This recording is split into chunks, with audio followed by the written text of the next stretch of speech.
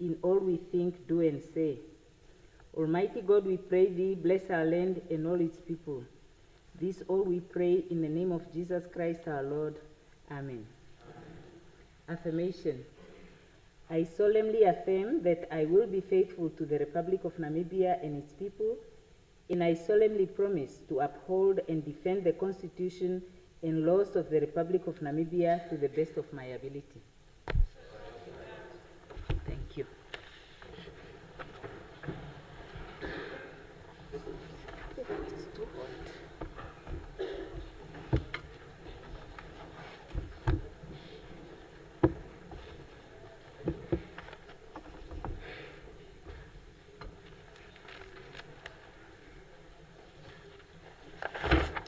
Announcements.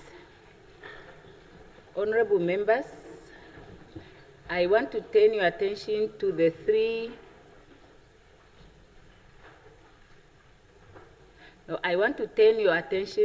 fact that in terms of Rule 197 sub 4 of our Standing Rules and Order, a private member's bill is introduced by the private member by, we go to B, immediately tabling a copy of the bill in the form and style complying with the legislative drafting practice of the Directorate Legislative Drafting, together with explanatory notes for the bill and a certificate by the head of legal services at the Assembly or a parliamentary legal advisor designated by him or her as being consistent with the Constitution and existing legislation.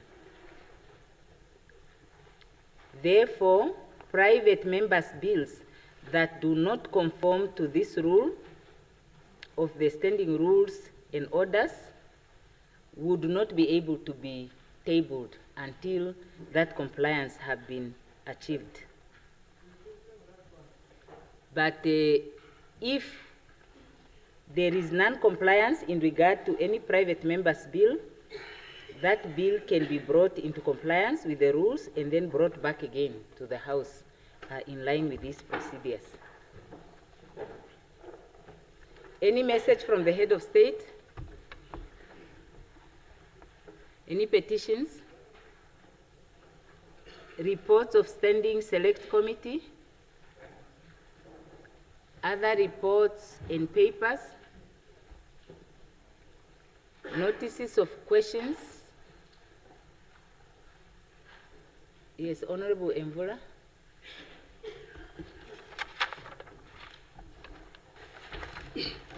Thank you, Honorable Speaker. I hereby give notice that on Thursday, 19 June 2025, I shall ask the Minister of Health and Social Services, Honorable Dr. Luvindao, sorry, it's a confusion, Luvindao Esperanza, on the state of health facilities in the Tsumkwe constituency, particularly the GAM settlement. The GAM settlement is unfortunately served by an under-equipped and short-staffed health clinic that provides health services to approximately 5,000 residents. About 70% of these residents engage in communal farming as means of income. There are 4 clinics in the constituency of Tsumkwe.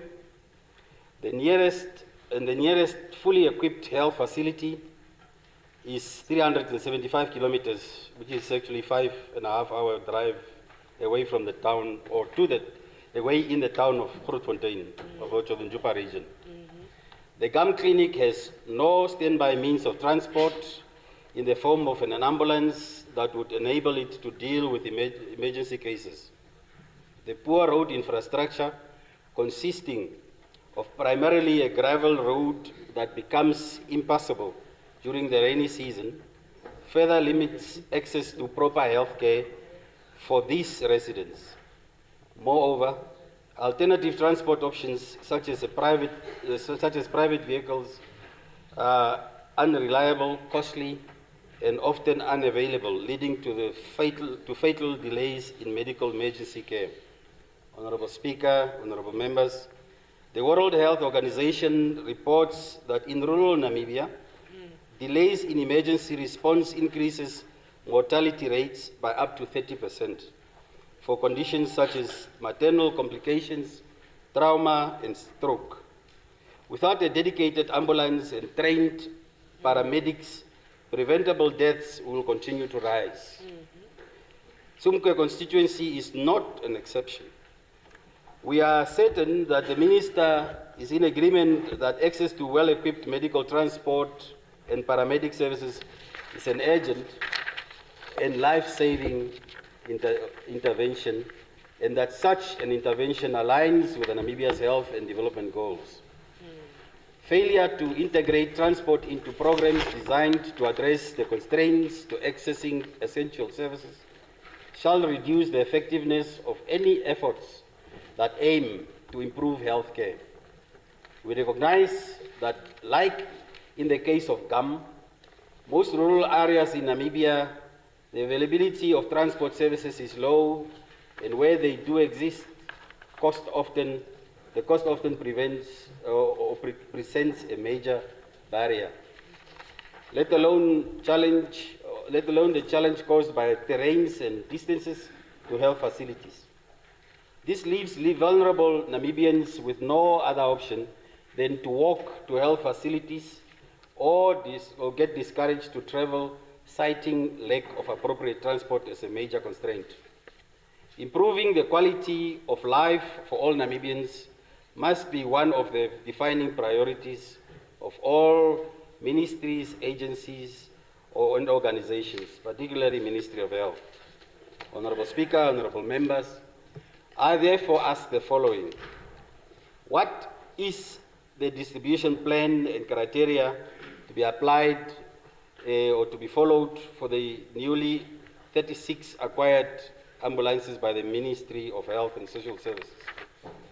Secondly, has the distribution plan and criteria, if it exists at all, taken into consideration any collaboration with stakeholders in the health sector in terms of operationalization, these vehicles and paramedic services? Thirdly, has the Minister made plans or put plans in place such as a community-based health support program in rural areas pertaining to training of local volunteers as the first respondents to providing immediate pre-hospital care in areas with fewer health facilities? And lastly, can the Minister provide this August House with the statistics pertaining to the number of mobile primary health outreach clinics per constituency, the frequency of this outreach, as well as an overview of success rate of the primary health care program across all 14 constituencies? I so submit. Honorable Member, please table the questions. Yes, please table the questions.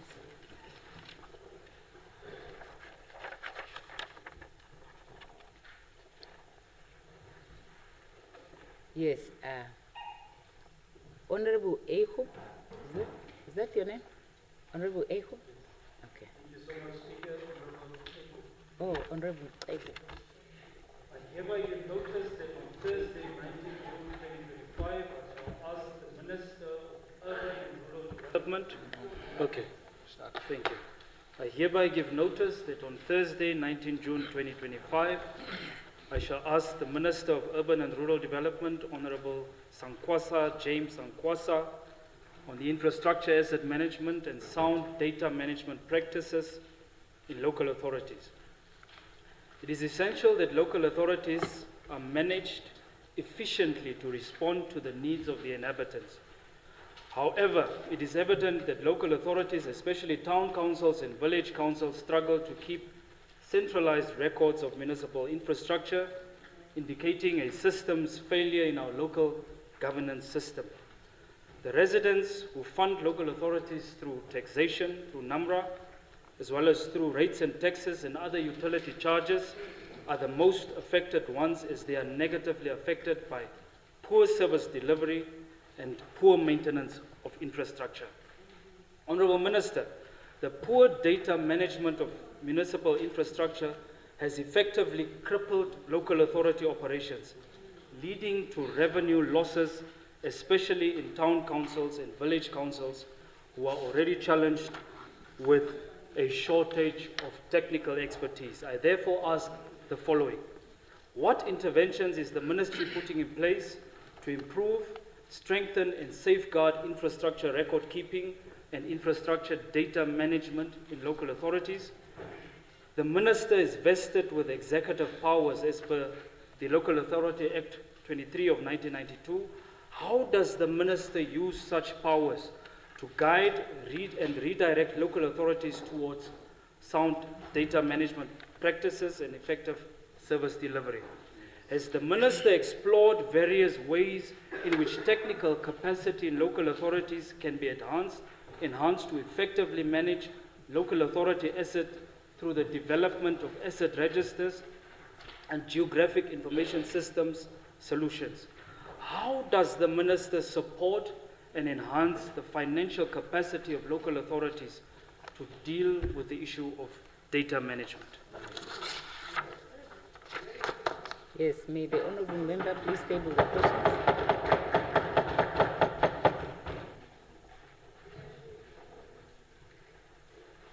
I now recognize Honourable Fries. Thank you, Honourable Speaker. I hereby give notice that on Thursday, the 19th of June 2025, I shall ask the Minister of Information, Communication and Technology, Honourable Emma Theophilus, the following.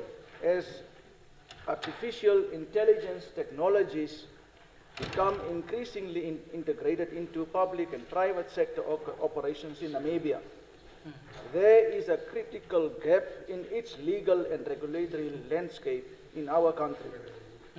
Despite the growing use of AI, Namibia is yet to enact a comprehensive legal framework to govern its ethical development and use. I therefore wish to ask the Honourable Minister the following. 1. Why has Namibia not yet enacted a comprehensive legal framework to regulate the ethical development and use of artificial intelligence technologies? 2. What steps is the Ministry taking to address the legal and constitutional gaps relating to algorithmic decision-making and the potential violations of citizens' rights? Number 3, does the Ministry plan to introduce legislation to define liability in cases where AI systems cause harm, such as accidents, financial loss, or discrimination? If so, what is the timeline? 4th question, how does the Ministry plan to ensure that AI systems operating in Namibia comply with data protection and privacy standards, especially in the absence of a comprehensive data protection law? Second last, is the Ministry collaborating with the Office of the Ombudsman to assess the potential human rights impacts of AI technologies? And the last question, Honourable Speaker, what legal frameworks from other jurisdictions are being studied or considered as models for Namibia's AI governance? And I so submit, Honourable Speaker. Yes, the Honourable Member may now table the questions.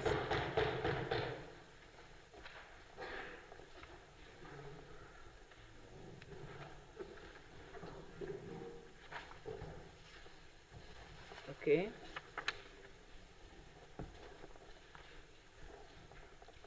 Any notices of motions? Ministerial statements? Oh, Honourable Lukato.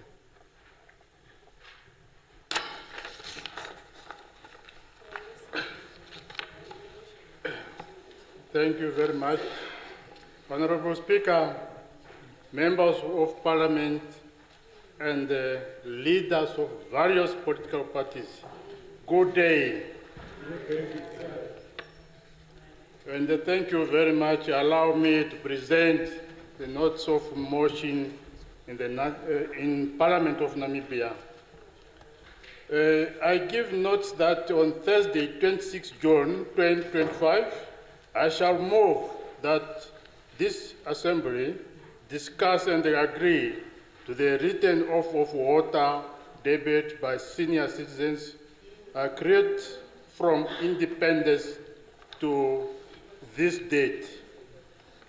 That leave be given to introduce a private members' bill, the ordered waters and the electricity debit relief and the Sustainable Water Access Act 2025 to address the difficulties faced by senior citizens. That this motion be referred to a Parliament Standing Committee for for the scrutiny and scrutiny and the report to this August House. I so move, Honorable Speaker. The second one, I give notes that on Thursday, 26 June 2025, I shall move that this Assembly discuss and agree to the Youth Empowerment and the International Enterprise Funding Bill, that this motion be referred to the Parliament Standing Committee for further report for further report back to this Assembly. I so move, Honorable Speaker. And the honorable member, please give the motion.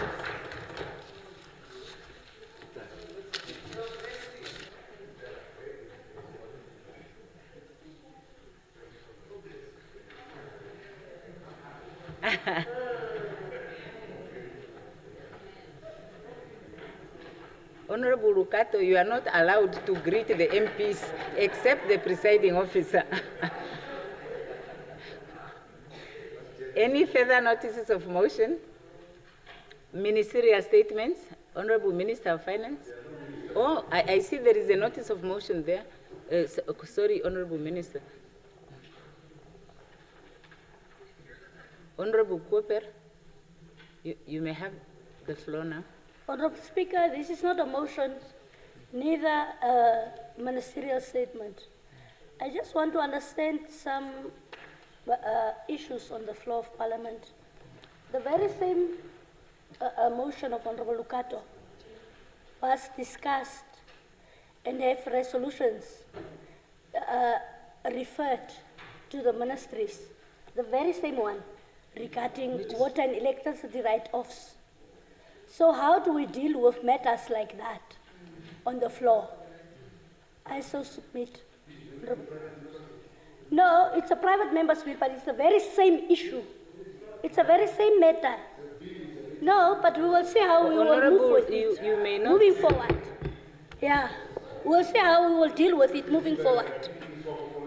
No, but we will see how we will move forward. No, but we dealt with the same matter. Honorable MP. We dealt with the very same matter in the 7th Parliament. There are resolutions. The front desk is requested to look at this matter and advise accordingly. Yeah, the front desk would look at that and advise the Speaker, and I will announce the ruling. Thank you very much, Honorable Member. Now we proceed to the ministerial statements. Honorable Minister of Finance. Thank you very much, Honorable Speaker, Honorable Members.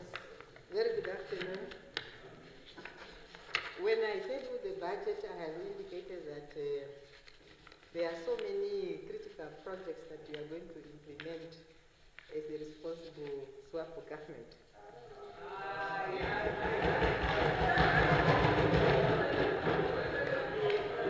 Okay.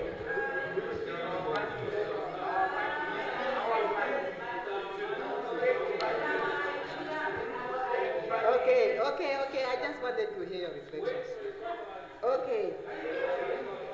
The Then I also indicated that we have three modes of financing the budget, or the aspirations in the budget. One, on the budget. Two, off budget. And then I said number three was through PPP arrangements. I then rise to give an update on one of those modalities. This time around is the off-budget one that I'm going to talk about. I wish to give an update to this August House, Honourable Speaker, Honourable Members, on a 75 million euro loan program that was recently concluded between the government of the Republic of Namibia and the German Development Bank, KfW, to benefit various projects in the water sector. Namibia, as we all know, is faced with water scarcity, and it is a dry climate due to unpredictable rainfalls that, of course, poses significant challenges when it comes to water delivery. In responding to these challenges then, the government engages partners to seek funding at concessional rates. So far, the government has secured funding for the upgrading of the direct potable reclamation plant, the upgrades to the Gamas and Otomise wastewater treatment plants, the Oshakati purification plant extension, Rundu purification plant, and the replacement of Ohangwena second well field. Now, the government secured then a loan valued at 75 million euros, which is approximately 1.5 billion Namibian dollars, and this is guaranteed by the government of the Federal Republic of Germany through KfW, that's the German Development Bank. The concessional loan is really an outcome of ongoing collaborations between the two governments, and will be disbursed in the local currency, as I have already indicated, that is 1.5 billion Namibian dollars. It's always great for us to listen to the loan terms and the conditions, so that we do comparisons as members of this House every now and then. So the terms and the conditions for this loan, it consists of an interest rate of about 10.09. It has a repayment period of 20 years, and it has a grace period of 5 years. That is very important, as I have indicated, so that when you read through the government documents, especially when it comes to the loans, you can also have an appreciation that we are very cautious in borrowing when it comes to terms and conditions.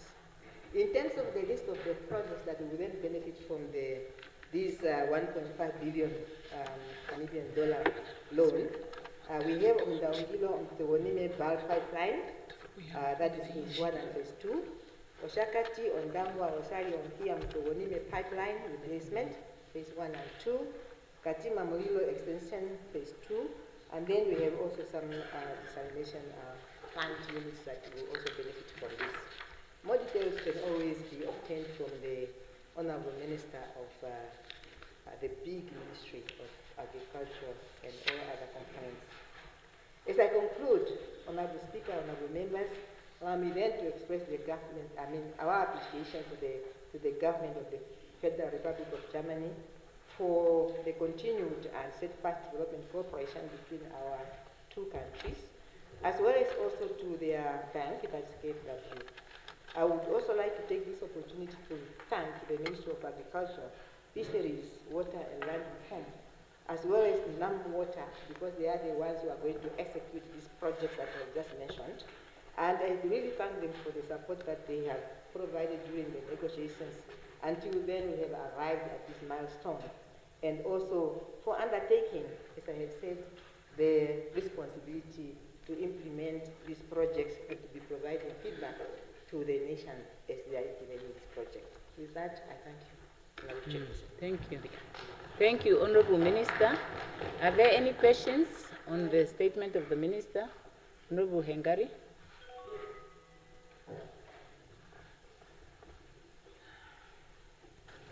Thank you very much, Honourable Speaker. I will not be long because I'm not feeling very well today. But I wanted to ask the Minister if she's able to expand on some of the conditions that are attached to this particular, I don't know what you call it, a loan or grant or sponsorship or a gift from Germany, so that we can also understand the extent to which we are getting ourselves involved with the Germans who owe this country reparations. Thank you. Yes, thank you. Any further? I see Honorable Dr. Utpindi.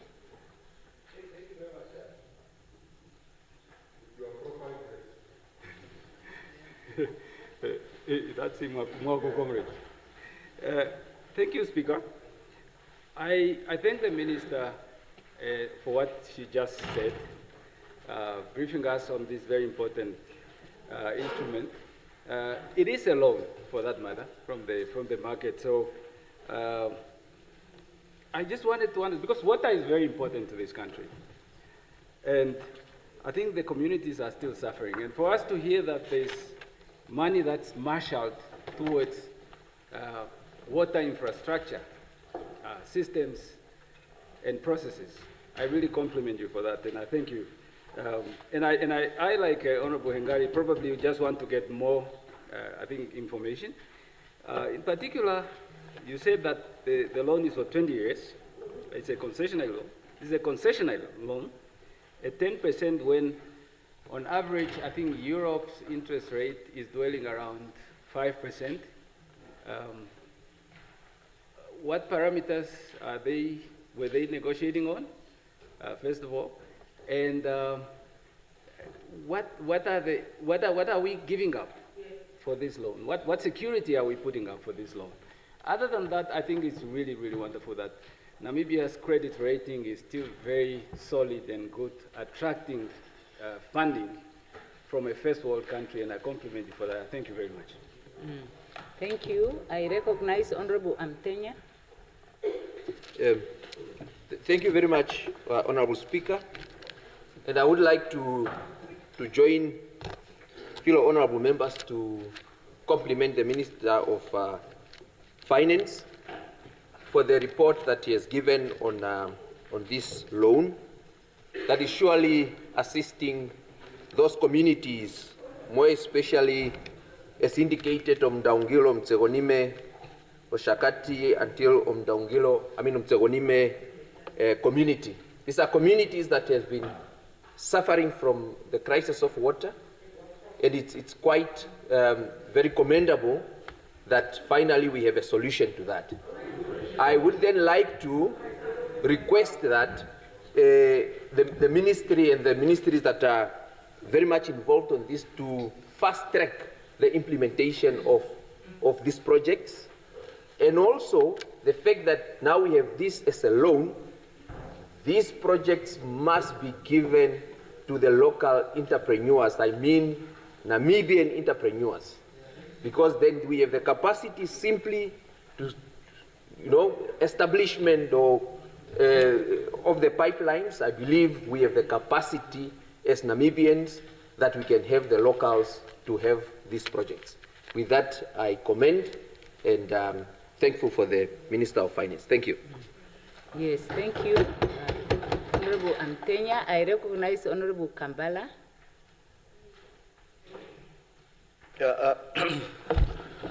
Thank you, Honorable Speaker. I just have a question. Perhaps maybe the Minister of Agriculture might be able to answer on the sides. My only question is that why is this loan on the infrastructure highly concentrated in the all four regions? Because it seems that every time we come for a loan, there's always projects up in the north.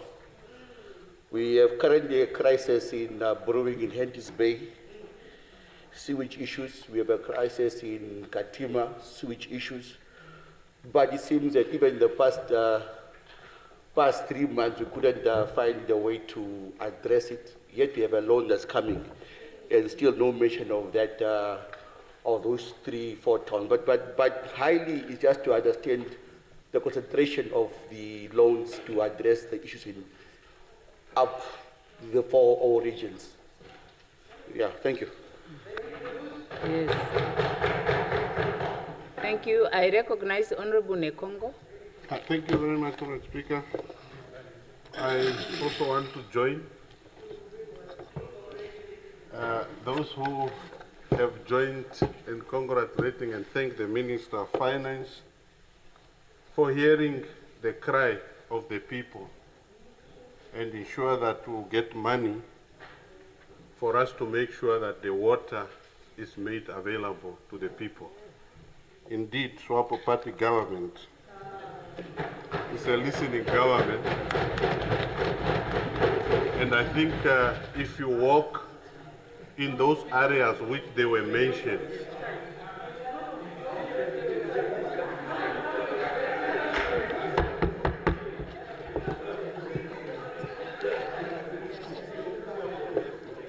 yeah, no, they are happy. Yeah, they are happy. They are all members of SWAPO. So thank you very much for listening to the people. And I think I was saying earlier, Comrade Minister, we are already seeing the result. In some of the area like Ohangwena, Oshakati, and Rundu there, we can see the work. And some perhaps are almost to be completed. So I'm just standing really to thank you and also to continue, perhaps especially to find a solution for our aquifer, and also perhaps to make sure that earth dams are excavated so that we can harvest the rainwater. So I just want to thank you, Comrade Minister, and thanks to our party for the job well done.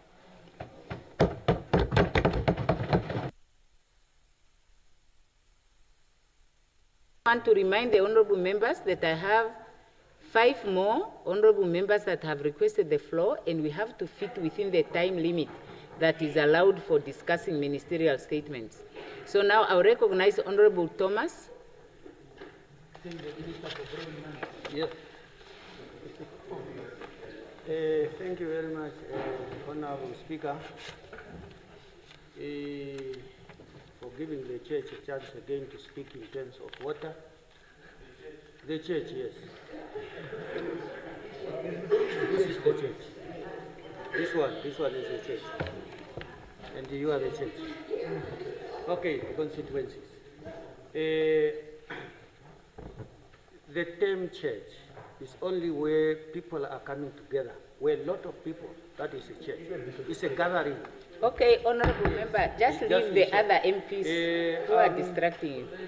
I just want to not waste the time, but I just want to ask a question to the Honourable Minister.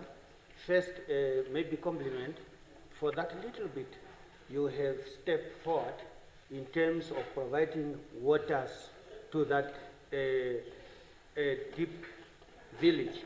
I think maybe the Honourable Minister is to make more research. If you are talking about that region, that is my region where I fought war also.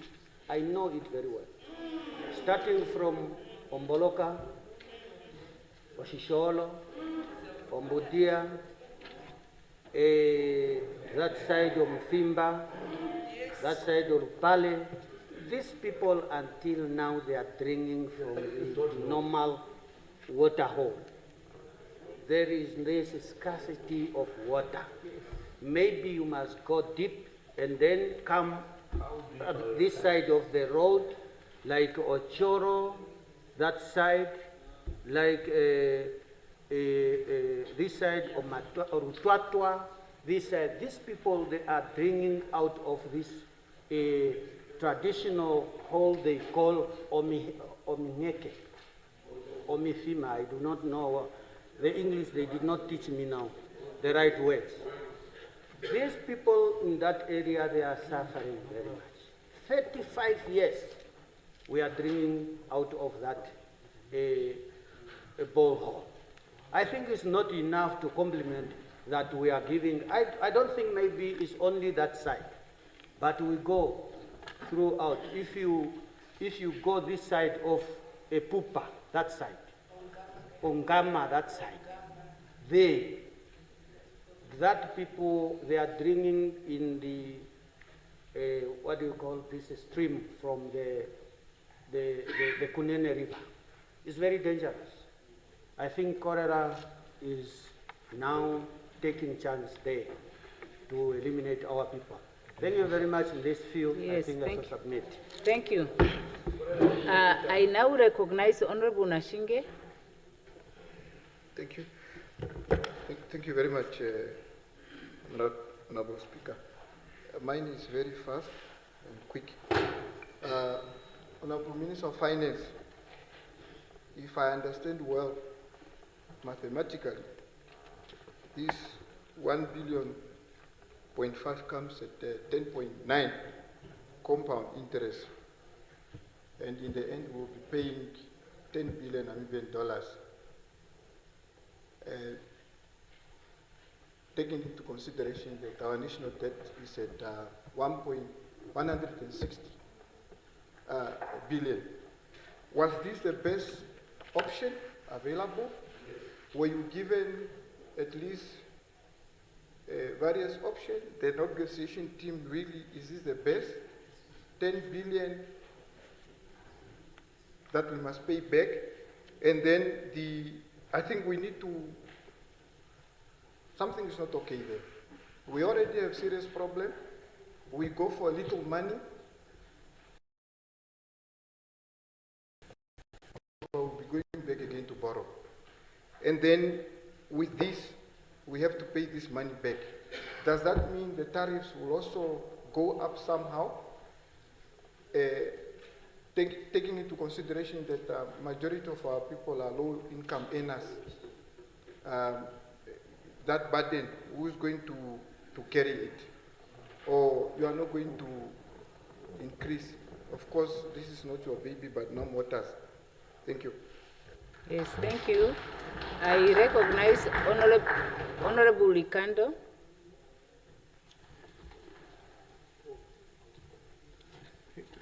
Thank you very much, Madam Speaker. I rise to equally substantiate the effort done by the SWAPO government to ensure that we provide service. Honorable Minister, the long-awaited Ukalo Ngoma Muyako water pipeline project benefits 3 constituencies at the same time, as it has various off-take. I must also inform you that this project was also earmarked from the previous loan of Africa Development Bank. However, there were conditions that delayed the project to benefit from that project. So it's really a good move, as areas that I've mentioned, especially Muyako and Ngoma, they are salt pain areas which has affected people that even boreholes, they are not fit to be drilled anyway. So this obstacle will benefit the communities of Muyako, Lusese, Kabe, Nakavolelwa, as well as the Ngoma police station, which was highly affected, including many other villages. I would equally share the sentiment of Honorable Mtenya, with emphasis on competent and qualified locals. Beyond that, we open it for work to be done properly. Having said that, I will encourage also the Minister to ensure that the procurement process do not hinder the delayment as this is the law. I so submit. Thank you. I recognize Honorable Mbinge. Thank you so much, Honorable Speaker. I'm so happy and delighted to hear that some regions have been considered when it comes to water scarcity. I rise here to plea again that the capital of Kundeni Opuo have been suffering from the scarcity of water and the quality of water. And this problem was addressed from the office up to the Prime Minister, the previous one, up to the President's office. We are all aware of the problem. After the 35 years of independence, the town is struggling with water.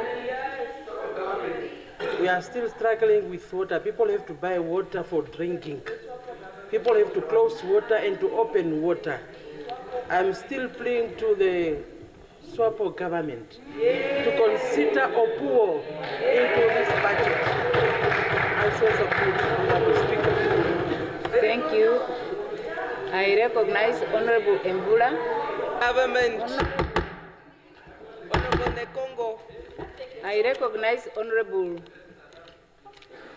Mbula. Okay, thank you, Honorable Speaker. I for one, possibly similar, or rather the same perhaps applies to other MPs, especially here on the left. I'm not, as a member of Parliament, going to sit here and basically just absorb what the Honorable Minister has just tabled lightly, you know.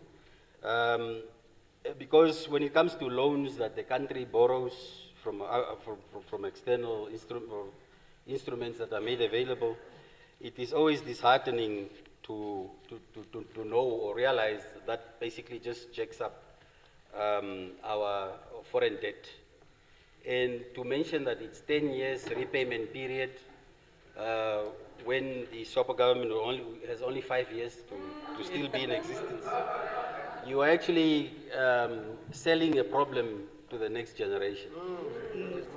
Now, whilst we have the capacity or ability, shared ability, and the collective efforts that we are really trying to approach this developmental aspect of the country, as the Prime Minister always said, I think it undermines, in the end, our sovereignty, actually. So, on that note, I would like to know from the Honorable Minister, Mr. Shafuda, this loan, 75 million euro, equals to 1.5 billion Namibia dollars. Now, during the 9th Water Investment Platform event for Continental Water Investment Program of Africa in 2024, the former Minister of Agriculture, Carl Schlittwein, indicated that the country, or for the country to meet its water demand, it needs 25 billion Namibia dollars. Now, one would basically then assume that the ministry has actually carried out an exercise where it mapped out where the demand is critical, and that this investment would actually then be responsive to those areas that are in high demand of water. And also equally, has the minister considered the rehabilitation of the water canal that runs from Kalweke all the way to Oshakati, as well as the rehabilitation or reactivation of those water points in the rural areas that are currently defunct? Thank you. Yes, thank you. And the last one is Honorable Kandorodu.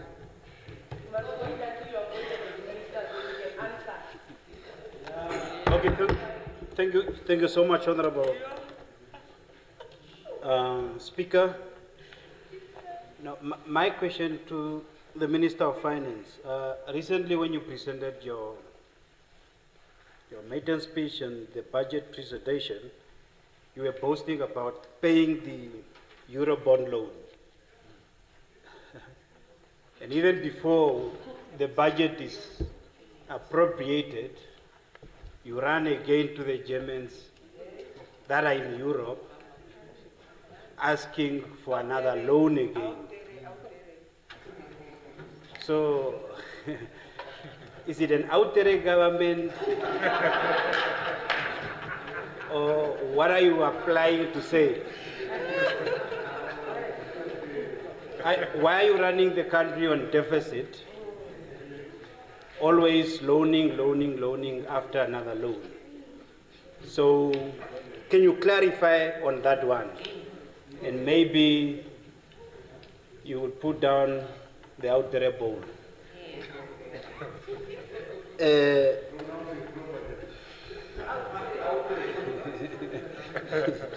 Now, I followed most of the the loans and the grants, donations from the Germans, KfW Bank and GIZ, all their interventions, they are in other regions where they committed no sin at all.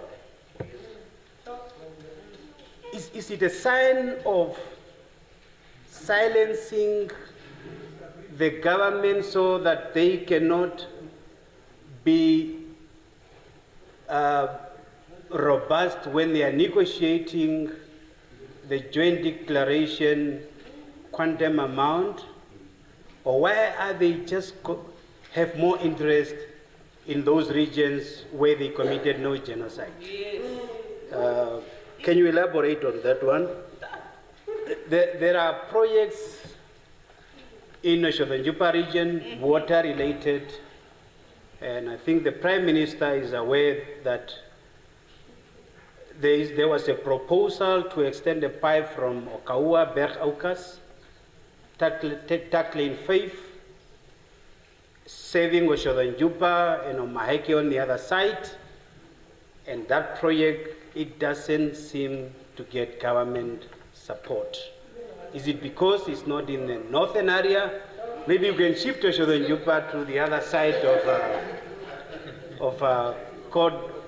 the red line, maybe to get the benefit of these German funds. I thank you. Yes, thank you, Honorable. Now I give the floor to the Minister of Finance to respond. Thank you so much. This is quite good because it's a critical subject. Let me quickly run through the questions and provide responses. On the conditions, terms and conditions, the only condition is that when you take this loan, you have to repay it. That's the condition. Other than that, there is nothing else. We are going to make, you know your information, let me share mine. The only condition, like I have said, is that you have to pay it back, right? You have to service the interest and, of course, the capital. That is what I wanted to say. But in terms of the good part of it is that it is in Namibian dollars, equivalent, right? When we converted the term, the interest rate, you measure it to the equal bond that we issue locally here, and it's 2 or even 3%, okay, cheaper than if we had raised the same amount in the local market. So I believe that was also a question by my colleague, Honorable Upinti here. So that is that one. The rest, the local, the employment is local, everything will be done here. That's on that one. Now, with regard to the security, there is no security required for this. We just need to be preparing ourselves to pay it back. Then we have the other colleagues have also just said thank you. Those are other honorable ministers. That is also good. Now, in terms of why is it only in the northern part of the country? When I started, in fact, reading my statement, I have also indicated some of the projects that you already funded. And I'm not too sure whether Ochomise is in the north, Gamas is in the north. I'm not sure, but I need to be helped. So in other words, the responsive government, and my minister here is going to give you in one of the days, the whole master plan of the water projects. They are not only concentrated in one part, across all the 14 regions. And we will tell you how we are funding all these projects. Okay, that is very, very good. Then we continue. Okay, I believe it was from Honorable Nasim. It's not 10.9, the interest rate. It's 10.09. There is a bit of a difference there. So that is fine. Yes, it's the best offer, like I have already indicated. When you compare it to the terms for the local bonds, this one is cheaper. So it's affordable terms in that case. Then quickly there was a question to look into the issues of procurement, that there should be no delays in the procurement. In fact, for all these critical projects that we have done, we have given an exemption for the public entity that is going to execute these projects, so that there are no delays, and we can always hold them responsible and accountable. All right. Then there was a question again, I think it was Honorable Mvula, who had said, oh, it's only 10 years. Okay, it's 20 years, right? We are going to repay in 20 years. But what is critical, since 1990, this responsible government has been borrowing. But none of us here can tell us that in one single year we defaulted. Never. Including the Eurobond that someone said I was boasting here, saying we are going to pay. In fact, I should continue boasting, because come the 29th of October 2025, we are going to settle it. So I can still be boasting, right? Okay. Lastly,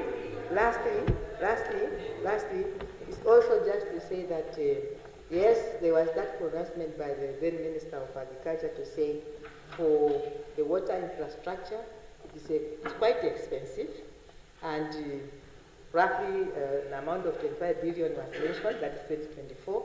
This is how we are now, again, trying to meet the demand for water in our beautiful Namibia. Other than that, I believe, Honorable Speaker, I have touched on the questions as were posed, and I just want to thank the members for having posed the questions. Yes, thank you, Honorable Minister.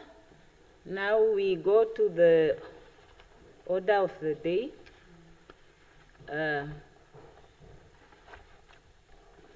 The first notices of motion. The first notice of a motion is the one of Honorable Hengari. Does the Honorable Member move the motion? Who seconds the motion? Any objections? Agreed to. The Honorable Member now has the floor to motivate. Honorable Speaker, Honorable Members, I rise to address this August House on a matter of critical national importance, the urgent need to promote and prioritize the broadcast of local content on Namibia's radios and television platforms. The Namibian creative industry, encompassing music, film, visual arts, literature, and performance, is a vibrant expression of our cultural identity and a catalyst for economic growth. A renowned film producer, actor, writer by the name of Obed Mvula argues that the creative sector holds immense potential to drive economic prosperity, preserve cultural heritage, and enhance Namibia's global competitiveness through intellectual property and innovation. However, Honorable Speaker, the absence of comprehensive data on the sector's contributions, such as jobs created, GDP impact, and export potential, limits our ability to fully harness its power. Today, Honorable Speaker, I move to address these challenges by proposing targeted legislative and regulatory reforms to ensure that our airwaves and screens reflect the richness of Namibian creativity, positioning our small population to reap maximum benefits. Honorable Speaker, Namibia's broadcasting landscape reveals a concerning imbalance. Approximately 80% of music played on local radio stations originates from foreign sources, creating a homogenized media environment that marginalizes Namibian artists. This reliance on foreign content results in a significant outflow of royalties, depriving local creatives of economic opportunities, stifling the creative industry's growth, and the dominance of foreign narratives also dilutes Namibia's unique cultural identity, limiting the representation of our stories, languages, and traditions. Furthermore, the underutilization of local content represents a missed opportunity for job creation, Right Honorable Prime Minister, as demand for locally produced music, television programs, and related services remains untapped. The lack of comprehensive surveys obscures heavily our understanding of content usage dynamics, hindering evidence-based policy making. With a population of 3 million people, Honorable Speaker, Namibia faces unique challenges in scaling local content production. However, our small size is also an opportunity to create a niche, high-value content that resonates both domestically and globally. Recent government commitment, including a 50 million allocation to the creative sector, signals a promising step toward empowering storytellers, musicians, and craftspeople, particularly in the under-reserved regions. This investment provides a foundation for policies that amplify local content, and my motion speaks to build on this momentum by ensuring that our broadcasting regulations support a thriving creative ecosystem tailored to our population's strengths. In contrast to South Africa, Honorable Speaker, Namibia's local content regulations are limited in scope. South Africa's framework includes detailed guidelines for definition, measurement, and compliance, covering a broad range of broadcasters. In Namibia, local content requirements apply primarily to radio, 15% local music, and commercial television broadcasters, which subscribes to 10% local programming, excluding, of course, subscription services and the Namibia Broadcasting Corporation, the NBC.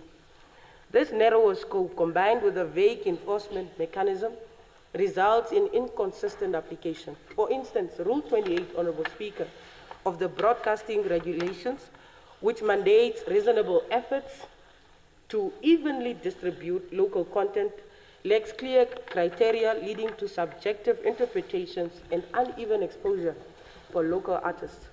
To address these challenges and leverage a small population, I propose consideration for the establishment of a local content development fund as a cornerstone solution. This fund, financed through a portion of the 50 million allocation and supplemented by public-private partnerships, would provide grants, training, and technical support to Namibian artists and producers. By reducing financial barriers, Honorable Speaker, the fund would enable the creation of high-quality music, films, and television programs to Namibia's cultural narratives, tailored to Namibia's cultural narratives, Honorable Speaker. For a small population, this targeted investment ensures a steady pipeline of competitive local content without over-relying on high percentage quotas that may strain our limited production capacity. Additionally, Honorable Speaker, the fund would support digital distribution, enabling artists to reach global audiences through platforms like Spotify, YouTube, and Netflix, thus amplifying economic returns. By focusing on a niche content such as indigenous language programming, Namibian folk music, or ecotourism documentaries, we can position our creative industry as a global leader in specialized markets, turning our small size into a strategic advantage. Honorable members, promoting local content offers transformative benefits. Economically, increased airtime for local music and programming will retain royalties within Namibia, empowering artists like Jackson Wahengo, Shishani, Big Ben, Kandukira, Gaza, King TD, Top Cherry, Young T, Josie Kawandenge, aka, and countless content creators. This exposure, Honorable, and of course our very own Chitana. Yes. This exposure, Honorable Speaker, boosts their visibility, expands their fan base, and stimulates demand for production services, creating jobs for sound engineers, videographers, and writers. Culturally, Honorable Speaker, prioritizing local content fosters a vibrant media landscape that celebrates Namibian stories and traditions. Our creative output is a pathway to preserving our heritage and driving economic prosperity. By showcasing local narratives, we strengthen national pride and social cohesion, ensuring Namibians see themselves reflected in their media. I remember, Honorable Speaker, growing up, watching programs where we had to learn, and we came to learn of words like Amboroto. Some of those words come from educational programs that were locally produced by Namibians. Of course, some of those fell under the NDF as part of the HIV initiatives, creating awareness around safe sex and the use of condoms. But that also forms part of a larger and a broader sector, which is the creative industry. I commend initiatives, Honorable Speaker, like those of Namibia Wildlife Resort, the NWR, which leverage local talent to promote tourism, demonstrating the creative industry's potential to amplify national priorities. Corporate partnerships with artists like KP Elect and Top Cherry, who collaborate with telecoms and retail brands, further illustrate the sector's economic and cultural influence. However, structural gaps in our regulatory framework must be addressed. Rule 28's ambiguous language creates uncertainty, while Rule 30's record-keeping requirement needs stronger enforcement to ensure transparency. A national study, Honourable Speaker, is critical to quantify the sector's contribution and inform evidence-based policies. I therefore move, Honourable Speaker, that this House debates this motion and refers it to the Parliamentary Standing Committee for thorough scrutiny with the following recommendations. One, that we consider the establishment of a local content development fund, a fund that would create and provide grants, training, and technical support for content creation, ensuring a steady supply of high-quality content tailored to Namibia's small population.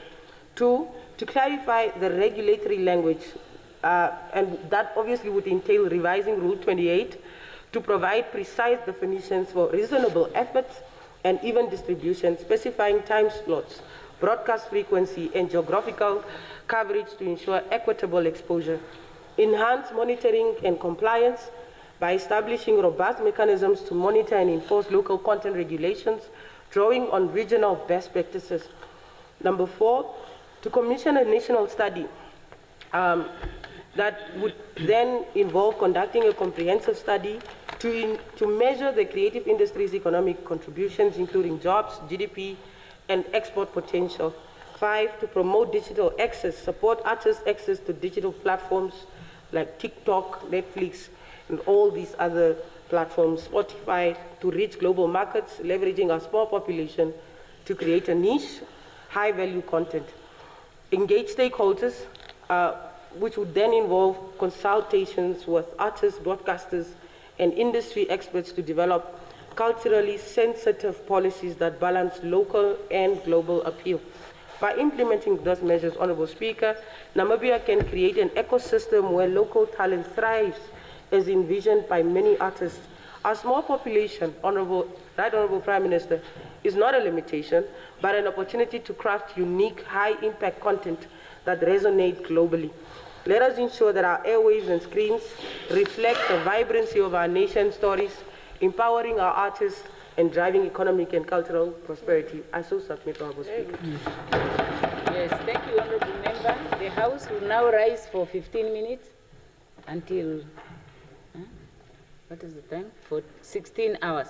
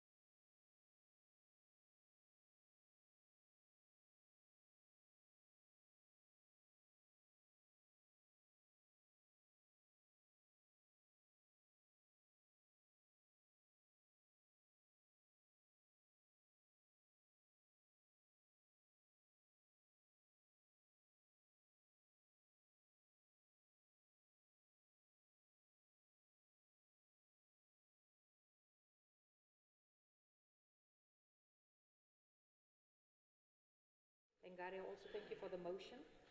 Honourable Speaker, I propose that we defer the debate probably until the 25th of June. Very good. Any objections? There's Yes, no objection, Honorable I can read it. Haikola. Yes, yes. Objection. I want to move it to next week. On behalf of Shitana, I'm Honorable moving it Shitana. to, next week, Wednesday. Okay, so Which is next the week 18th of Wednesday is June. what date is that? Is the 18th. 18th of Okay, so June. we postpone it until the 18th on behalf of Honorable Shitana, and the Honorable Minister of Education can postpone it further if by that date she is not ready to contribute. Very good. So agreed. The next motion is one by Honorable Venani. That one is for the announcement that you made. Yes, I want to come to. Yes, it's one by Honorable Venani, and I would like to get a confirmation from the Honorable Venani whether compliance as per the announcement that I made earlier has been achieved. I see Honorable Hengari is asking for the floor. Is she doing that on behalf of Honorable Venani?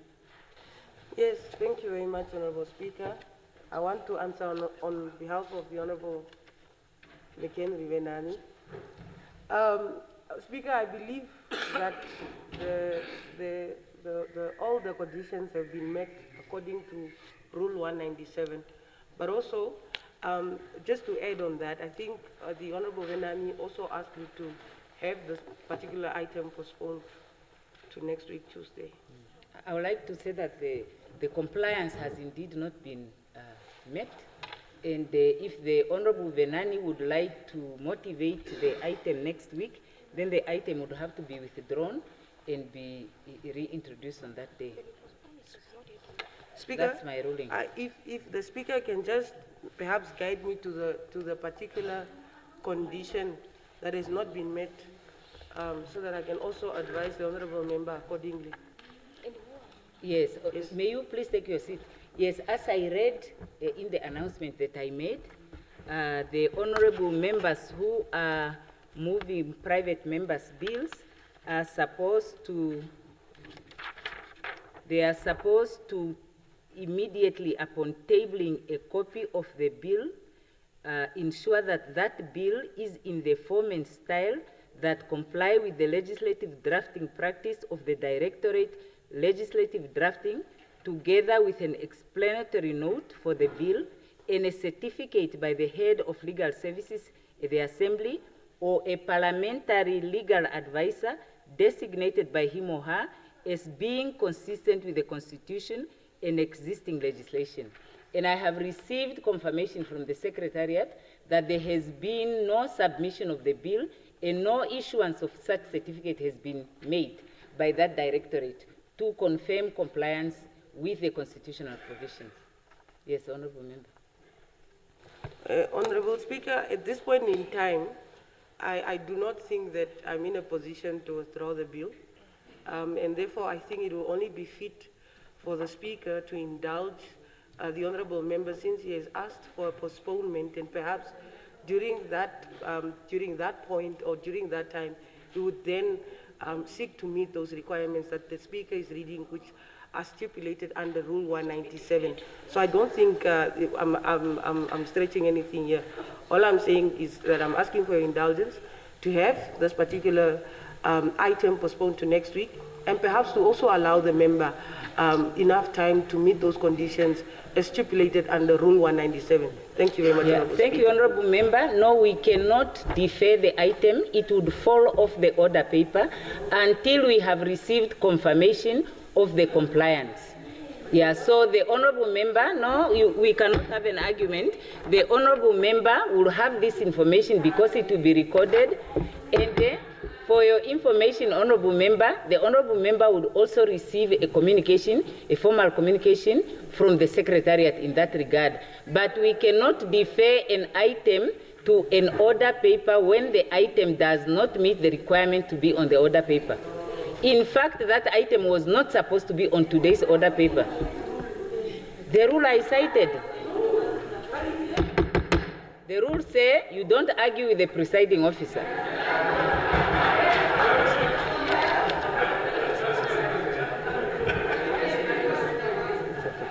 Yeah. So now we proceed. The next item is again one by Honorable Venani to introduce another private member's bill on value addition on minerals and agricultural produce bill. And I would like to indicate that in regard to this bill, I have also been informed by the Secretariat that there has also not been compliance with that same rule.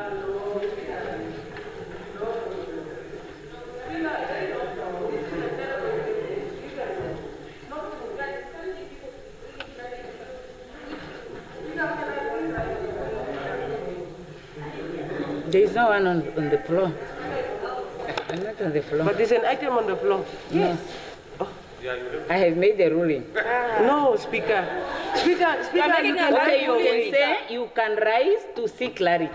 But there is no point of order to be made. There is no one on the floor and you cannot make an argument. Personal privilege. Just seek clarity. All right.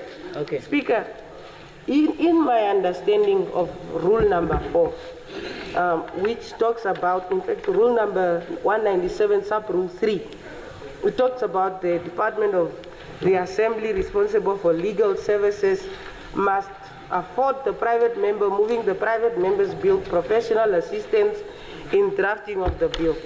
But also, rule number 197, sub rule 4, B says immediately tabling a copy of the bill in the form and style complying with the legislative drafting practice of the Directorate, legislative drafting. Do we have a directorate like that even here at Parliament, Speaker? Or are we merely just using some of these things to stifle members from bringing private members' bill? I want to know whether we have a legislative drafting department here at Parliament, because we don't. It's not our fault. Even when Honorable Jerry Akanjo in the last Parliament brought that same-sex bill to this House, this rule was never applied. Yes. So for me, it is very suspicious. Selective. It is suspicious, Honorable Speaker, that suddenly Parliament, apparently members are being referred to a Directorate of Legislative Drafting, which does not even exist at this Parliament. It doesn't exist. Where is it? It doesn't exist. No, it doesn't exist, Honorable Speaker. So I think it's very suspicious, and that is why, Honorable Speaker, Honorable Nekundi, you are an old member, please. Honorable Speaker, this is why I warned earlier on that we cannot allow for the item to be removed from the order paper. Let's rather, Honorable Speaker, defer this issue so that we can have clarity, because we have one person speaking at a time. But Honorable Speaker, why are you only looking this side? Yes. Honorable Nekundi is making noise there. I am protecting all of them, even the Deputy Chief of SWAPO is making noise. I am protecting you. No, but why are you not? I'm not protected. How am I protected, Speaker? I'm not protected. Even the deputy members. Speaker, we are not kids. One person at a time. Speaker. And there is Honorable Hengari on the floor, and I'll hear Honorable Hengari only. Yes, thank you very much. Honorable Speaker, what I'm saying is that I will, because you are making noise. But you should Parliament does not. No, Speaker, which side are you? No. No, Speaker, you cannot have a side here. Honorable member, no, really, Honorable what Speaker, I have observed is that you don't want to respect the decisions of the presiding officer when you don't agree with the decision of the presiding officer. Speaker. So you interject and you jeer when you don't agree. When you agree, you say others should not jeer. It doesn't work like that. Speaker, the rules apply to everyone equitably. Speaker, I want to find out. Okay, now you can continue. Okay, thank you very much. Honorable Speaker, I'm not a. You must also call her. You see, Honorable Speaker, can I even speak? Now I'm not putting them up to speak. You are the one defending them, saying I shouldn't look that side. But they are the ones making noise. So I want them to give me the floor to speak. You don't want me to call them to order? Speaker, can I please make so can you honorable members allow the honorable member to have her say? Thank you very much, honorable Speaker. I'm sure when you say you honorable members, you are referring to both sides of the House. Honorable Speaker. I'm referring to the one I'm referring to. Honorable Speaker, We have names. Honorable Speaker. We have names. Honorable Speaker. We have names. Call us by our names. There's no you. We have names. So the House is divided. Point of order. Address us properly. Point of order. So must address us properly. What is this? The rules are also saying, Honorable, may you please take your seat? Honorable member, take your seat. Honorable Thomas, take your seat. Honorable Thomas, take your seat. So, the rules apply to everyone equitably. In the same way that the presiding officer is required or members are required to refer to other members as Honorable so-so, the members are also required to address the presiding officer in a certain way. But I have heard honorable members say to the presiding officer, Speaker, don't say Mr. So-so, say honorable. But the way the honorable member is addressing the presiding officer is also not compliant with the rules. So the rules are applying to everyone equitably. So now the honorable member would have the floor. Honorable Hengari. Honorable Speaker, I don't know whether in fact, the staff members who were in charge of fixing these rules and when we were raising issues around these rules, during this particular discussion, we're actually sleeping in this House. Honorable Speaker, I'm a very respectful member of this House, and you know me very well, and I know you very well. I want to say the following. When I took the floor the first time, I said one thing, and I said, Honorable Speaker, I'm seeking your indulgence to allow for a postponement of these two items to next week so that we clarify. Because I see there's an issue with this rule. There's an obvious non-existent department that is mentioned here. Because this rule does not specify, Honorable Nekundi, please, just 2 minutes. This rule does not specify whether the Directorate of Legislative Drafting is a directorate that is here at Parliament or that is under the Ministry of Justice, for example. Just an example. Just an example. So, Honorable Speaker, I will respond to the member. Honorable member, please just make your point and conclude so that I can respond to you. Yes. It says, immediately tabling a copy of the bill in the form and style complying with the legislative drafting practice of the Directorate Legislative Drafting, together with explanatory notes for the bill and a certificate by the head of legal services at the Assembly. So, Honorable Speaker, clearly there's a lot of unclarity here around the Legislative Drafting Directorate, but of course I understand around the certificate of the head of legal services. But also, Speaker, I remember, in fact, thank you very much, Honorable Nekundi, for reminding me. You're a very smart man. At the beginning of this Parliament, Speaker, you said where the rules are not clear, and where there seems to be contradiction with the rules, we will simply go with precedents that has been set by this House. I do not remember, Honorable Speaker, the Honorable Jerry Ekanjo bringing a certificate to this House. It's true. It's true. Bringing a certificate to this House signed by the head of legal services. Thank you. But my boss is here now. Thank you very much. Honorable Venani, you cannot pass between a member who is on the floor and the presiding officer. Yeah. So, Honorable, I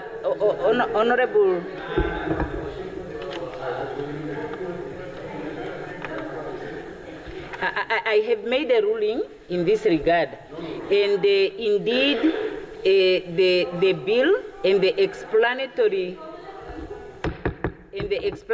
note can be submitted at the Directorate of Legal Services at the National Assembly. So I have responded to Honorable Hengari. So if Honorable Venani has a question, he has the floor. Honorable Speaker, this is a constitutional house, empowered by the Constitution to make a primary function of making laws. You cannot supersede the Constitution with rules. If there is a need for a legal procedure of starting a bill to go to committees, then there is no purpose for the opposition. Honorable Pemba, you are now out of order. No, I'm not out of order. Because may you please the, take your the seat? ruling of the Speaker is unconstitutional. May you take your and it will be challenged in a court of law. May you take your seat, please? May you take your seat? I think I have a very serious problem with the point that you are raising, because you cannot say the rules cannot be complied with. That's practically what you are trying to say. You are saying that you realize that the rules require you to table a bill in an explanatory note that had been submitted to the Directorate for Legal Services, and you think you don't have to comply with that. And that if I insist that you should comply with it, I'm violating the Constitution. I think you're out of order. Okay, go ahead and challenge. Go ahead and challenge. Yes, Honorable Shitana. What?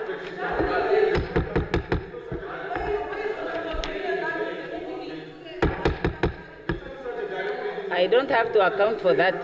I was not the presiding officer, and I don't have to account for that. Yes, now the last person is Honorable Kambala. Speaker, I said I keep on saying that we need to be fair in our rulings. Honorable, what point are you raising? Speaker, I didn't even start.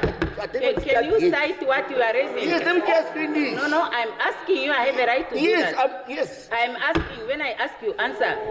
I am asking what point are you raising on? No. You can't say I just start. You just tell me what point you are raising on. No, Rule 86. 86. I just allow me to speak. What point are you raising on? On 86, Speaker. Point what? Rule 86. 86. I am asking that moving forward. Moving forward, Speaker. No, moving forward. I think it will be great of assistance if we could have the Speaker's ruling. So if we are able to get the Speaker's ruling. If we can just get the Speaker's ruling in writing, and also clearly indicating. The ruling was provided. No, I don't have to provide the ruling in writing. It's clearly, what don't I say? What you are saying? I'm saying it. I'm saying, Speaker, please just allow me to speak. Let me just finish. Can you sit down? Please sit down. Speaker, you can't. Speaker. Okay. No, let me just finish. Just give privilege to Honorable to finish. 1 minute. No, just 1 minute. Okay, just take your seat. Just take your seat, Honorable Member. Just take your seat. Speaker, take your seat, Honorable Member. Just put it in writing. Give us it in writing. I'll sit now. Let's agree. No. Just take your seat. Take your seat. Take your seat. We need it in writing. Just take your seat. Take your seat. Take your seat. You see, I'm not. Can I be heard, please?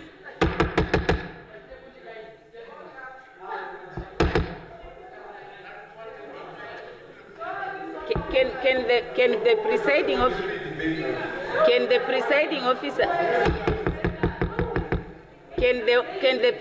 officer be heard? I want to hear the members, but I also want the members to hear me. The problem that I have is every time a member, the presiding officer say, I agree, yes, Honorable Speaker. But the moment the presiding officer say, no, you are out of order, 5 people are speaking at the same time. It cannot be. It cannot. No, you didn't. You even walked between me and the speaker. Honorable, okay, wait, Honorable Member. I'm saying, you said you are rising. You are rising on 86, Rule 86.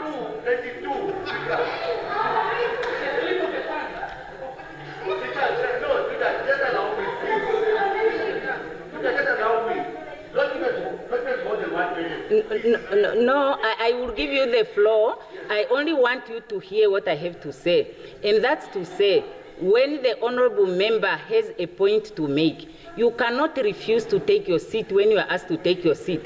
You take your seat, you hear the ruling of the presiding officer, and then you can appeal for an opportunity to speak.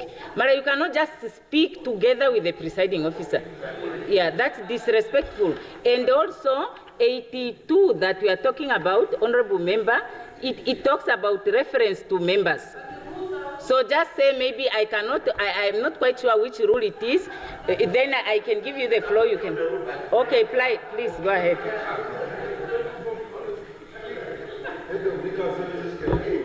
Thank you, Speaker. No, the purpose of this standing is just that we hear. Oh, sorry. We hear your ruling. We heard your ruling. Our request is just that we want your ruling in writing. No, clearly stating. We all know here that you don't have a directorate of a legal directorate. It's understaffed.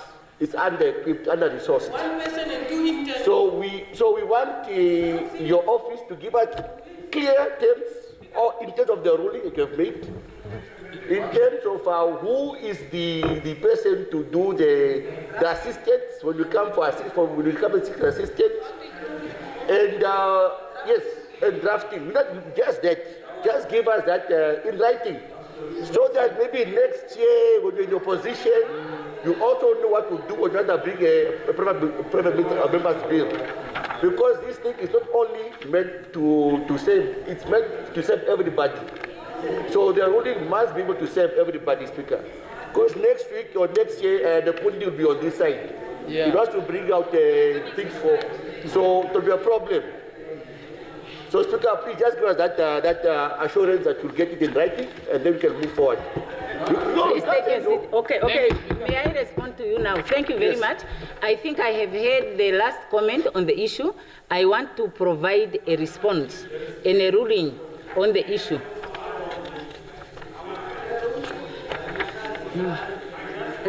No, honorable member, I will provide a ruling now. And the ruling is to say, the honorable members who would like to move to table private bills should, as per the announcement that was made, submit those bills to the Legal Services Department at the Secretariat of the National Assembly in order for the requirements under the rules to be complied with. Now, the office of the secretary, who is Ms. Kapanda, will be able to give you the name of the person, the office number, if you need that information. Yes, because I cannot be required in the House to tell you the office number and the names of the staff members. That matter is concluded. No.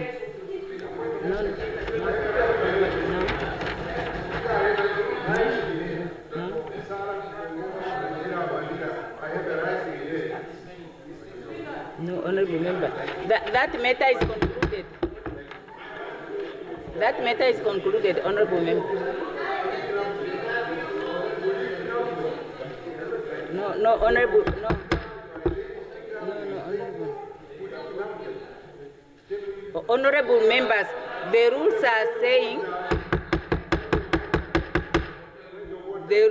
are saying the presiding officer will be heard in silence. When there is lack of clarity, and clarity is sought from the presiding officer, and the presiding officer has provided a ruling, there shall be no debate.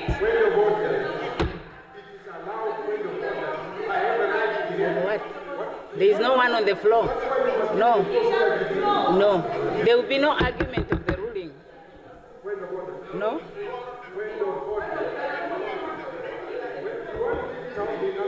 No. You don't have the floor, honorable member. No, you don't have the floor. No, you don't have one. Your request is declined. Because a conclusion has been reached, a ruling is made. No, you said point of order. How do you, on what? On what? On what?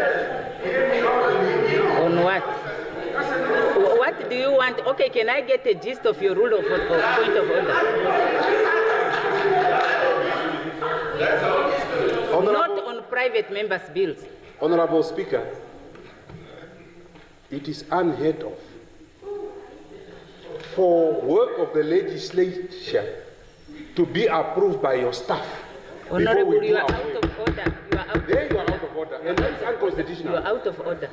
That's very unconstitutional. You are out of order. Your staff must approve. No. You see, you are arguing with the speaker now. No. Honorable member. Now, the last one on another point, the honorable member there. No. Thank you very much. You don't get the Speaker. Thank you very much. I just wanted to take you through to Rule 126, withdrawal of motions. I read through there. I did not see where it gives the Honorable Speaker the right to withdraw a motion. There are three not of withdrawing them. any motion. There's nothing Why you are engaging where it says the presiding officer should withdraw the motion.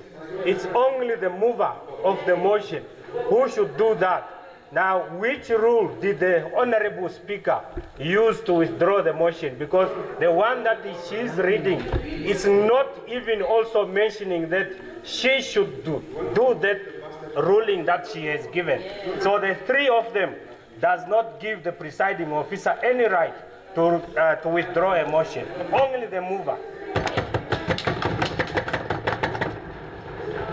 Now, I will respond to the point of the honorable member there. No.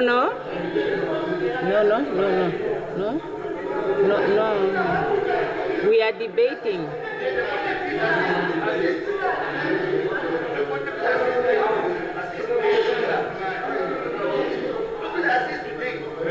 I just want to clarify the point, honorable member, that the presiding officer did not withdraw a motion. The presiding officer declined to allow a bill to be tabled because no, there is a notice on the order paper. There is a notice, and the presiding officer declined to allow the motivation of a bill where a bill does not comply with Rule 197 sub 4. I indicated it, and that's a ruling. No. I think, honorable member, you have been arguing the whole time. No. Now, honorable member. Okay. The honorable Hengari.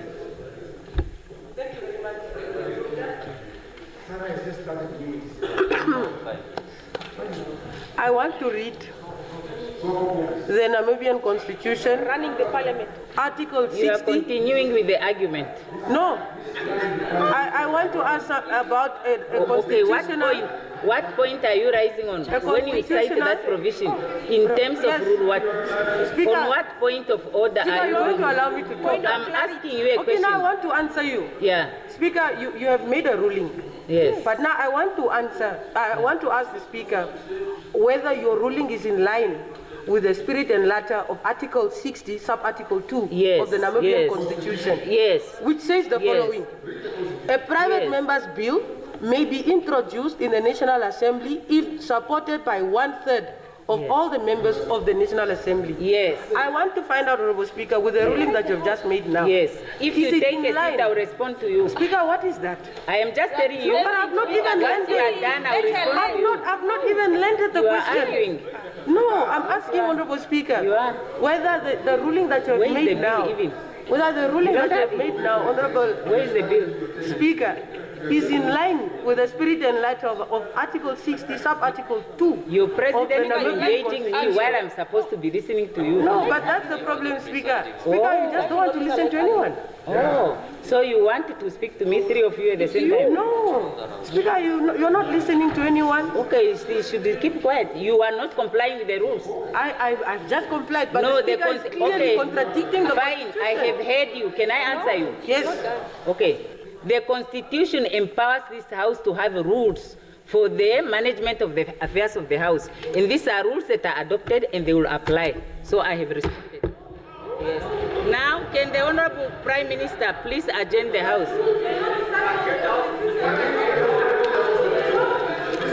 How? Wait, this one. No, yeah, it's correct. Leave it. Honorable Speaker. Go ahead. It's a democracy. Go ahead. Honorable Speaker. Can the Honorable Prime Minister I move please that the House is adjourned to tomorrow, 14:30. The House adjourns until tomorrow at 14 hours.